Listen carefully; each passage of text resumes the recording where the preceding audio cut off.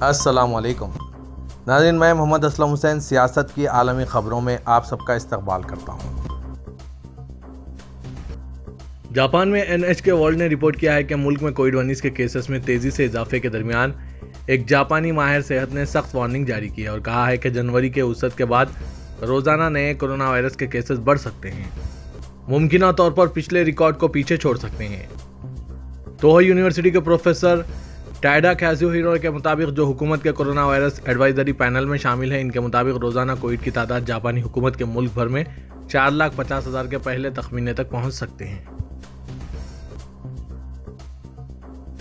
برطانیہ کے وزیر اعظم رشی سنک نے آج اتوار کو 3 بار یہ بتانے سے انکار کر دیا کہ آیا وہ پرائیویٹ ہیلتھ کیئر استعمال کرتے ہیں یا نہیں۔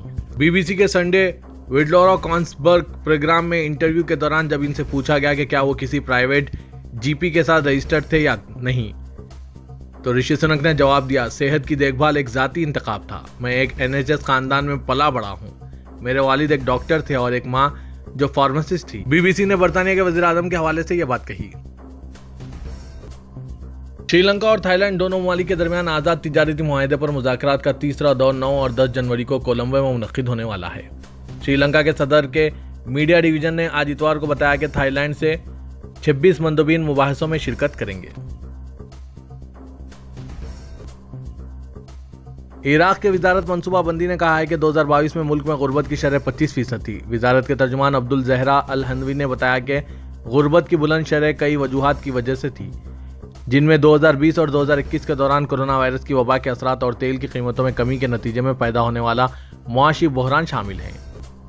آج سرکاری زیر انتظام عراقی خبر رساں ایجنسی نے یہ بات کہی۔ انہوں نے کہا کہ حکومت نے کمزوروں اور غریبوں کی مدد کے لیے کئی اقدامات کیے ہیں، جیسے کہ سماجی نگہداشت کے تحت آنے والوں کی تنخواہوں میں اضافہ اور راشن کارڈ کے نظام کو بہتر بنانا، جو عراقی خاندانوں کو بنیادی غذائی اشیاء فراہم کرتا ہے۔ دبئی کے ولی عہد نے امارت کے 10 سالہ اقتصادی ایجنڈے پر عمل درآمد کے لیے روڈ میپ کا جائزہ لینے کے لیے ایک اعلیٰ سرکاری حکام کے اجلاس کی صدارت کی۔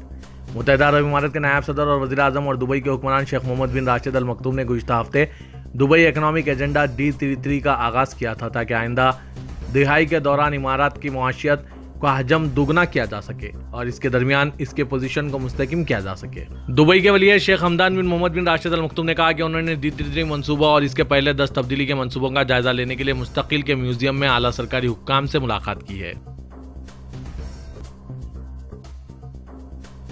سپریم کونسل کے رکن اور شارجہ کے حکمران ڈاکٹر شیخ سلطان بن محمد القاسمی نے آج اتوار کو ملیحہ کے علاقے میں گیہوں کے فارم کا دورہ کیا۔ ڈاکٹر شیخ سلطان نے گیہوں کے پودے کا معائنہ کیا، جسے گزشتہ نومبر میں 400 ہیکٹر رقبے پر کاشت کیا گیا تھا۔ فارم کے لیے پہلے مرحلے کے ساتھ ساتھ گیہوں کی فصل کی کاشت کی پیروی سے متعلق تمام کارروائیاں بشمول آبپاشی، صفائی اور دیگر طریقہ کار پر عمل کیا گیا۔ سعودی عرب کی آرامکو کمپنی نے 6 ممالک سے افرادی قوت درآمد کرنے کے لیے 27 ارب ریال کے معاہدے کیے ہیں۔ مقامی لیبر مارکیٹ کی ضروریات کو پورا کرنے کے لیے ترکیہ، Indonesia, Thailand, Azerbaijan, Tajikistan اور ازبکستان سے معاہدے کیے گئے۔ العربیہ نیوز کے مطابق سعودی وزیر تجارت اور قائم مقام وزیر اطلاعات ماجد القصبی اور وزیر سرمایہ کاری خالد نے حال ہی میں ان ممالک کا دورہ کیا تھا، جس کے بعد افرادی قوت کی درآمد کے لیے معاہدے کیے گئے۔ سعودی عرب میں مسلسل بارش کے باعث مکہ مکرمہ کے پہاڑ، وادیاں اور گھاٹیاں سرسبز اور شاداب ہو گئی ہے۔ سابق ویب سائٹ کے مطابق پہاڑوں اور صحرائی علاقے میں حد نگاہ ہریالی نظر آ رہی ہے۔ مکہ مکرمہ گورنریٹ نے ٹویٹر پر اپنے آفیشیل اکاؤنٹ میں دل کو لبھانے والی ہریالی کی متعدد تصاویر شیئر کی ہے۔ ادھر سعودی فوٹوگرافر عبداللہ السلامی اور خاتون فوٹوگرافر ہرجین عین شمس نامی علاقے کے پہاڑی علاقے میں ہوئی شادابی کی تصاویر صارفین تک پہنچائی ہے۔ خوشگوار موسم اور ہریالی کے باعث کیمپنگ کے شوقین افراد کی بڑی تعداد علاقے کا رخ کر رہی ہے۔ رابطہ عالم اسلامی نے مکہ مکرمہ میں کلاک ٹاورز انتظامیہ کے ساتھ سائنسی اور ثقافتی شعبوں میں تعاون کے لیے ایک معاہدے پر دستخط کیے ہیں۔ عجائب گھروں اور سیرت نبی صلی اللہ علیہ وسلم اور اسلامی تہذیب کی ترویج کے ادارے کے بورڈ آف ڈائریکٹرز کے چیئرمین اور رابطہ عالم اسلامی کے سیکریٹری جنرل شیخ ڈاکٹر محمد بن عبد الکریم علیسہ کی موجودگی میں معاہدے پر دستخط کیے گئے۔ سعودی کلب النصر کا باضابطہ طور پر حصہ بننے کے بعد فٹ بال اسٹار رونالڈو اور ان کی گرل فرینڈ جارجینا روڈرکس ایک بار پھر سے میڈیا کی توجہ کا مرکز بن گئے ہیں۔ سعودی عرب ایک اسلامی ریاست ہے اور شرعی قوانین کے نفاذ کی وجہ سے وہاں کسی بھی جوڑے کو شادی کے بغیر ایک ساتھ رہنے کی اجازت نہیں ہے۔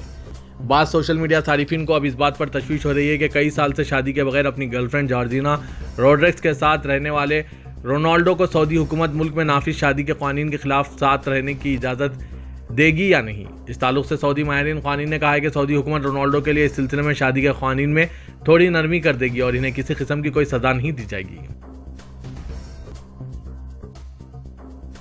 तुर्क सदर रजब तैयब एर्दोगान ने कहा है कि हमारे नौजवान मुस्तकबिल की ज़मानत है। सदर एर्दोगान ने इस्तांबुल में खिताब के दौरान कहा कि मुझे अपने नौजवानों पर फ़ख्र है। तुर्किया की 100 साला अमानत जिस नौजवान नस्ल के सुपुर्द की जा रही है वो एक ऐसी नौजवान नस्ल है कि जिसका मिल्लत सदियों से ख्वाब देख रही थी। उन्होंने कहा कि हमारे नौजवान माजी से मुस्तकबिल की तरफ फैले हुए पुल का कलीदी पत्थर है। हमें अपने नौजवानों पर नाज है क्योंकि ये नौजवान नस्ल जिसे हम तुर्किया की 100 साला अमानत सौंप रहे हैं एक ऐसी आइडियल नस्ल है जिसका तुर्क मिल्लत सदियों से ख्वाब देख रही थी। बैरून मुल्क पाकिस्तानी वर्कर्स के लिए रोजगार के मौके तलाश करने और इन्हें भिजवाने वाले ओवरसीज एम्प्लॉयमेंट प्रोमोटर्स की बड़ी तादाद बैरून मुल्क कंपनियों और पाकिस्तान में अवामी एतमाद से महरूम होकर अपना रोजगार ठप करने लगी है। हुकाम के मुताबिक इसकी बड़ी वजह कोरोना के असरात और इन कंपनियों की जानिब से बैरून मुल्क रोजगार के मौके हासिल करने में नाकामी है। साल 2022 में मजमूई तौर पर 4800 से ज़ायद एम्प्लॉयमेंट प्रोमोटर्स के पास ब्यूरो ऑफ इमिग्रेशन के जारी करदा लाइसेंस मौजूद थे, जिनमें से सिर्फ 2100 ओवरसीज एम्प्लॉयमेंट प्रोमोटर्स रोजगार के मौके फराहम करने में कामयाब हो सके, जबकि 2700 ज़ायद इदारे एक भी फर्द को बैरून मुल्क भेजने में नाकाम रहे।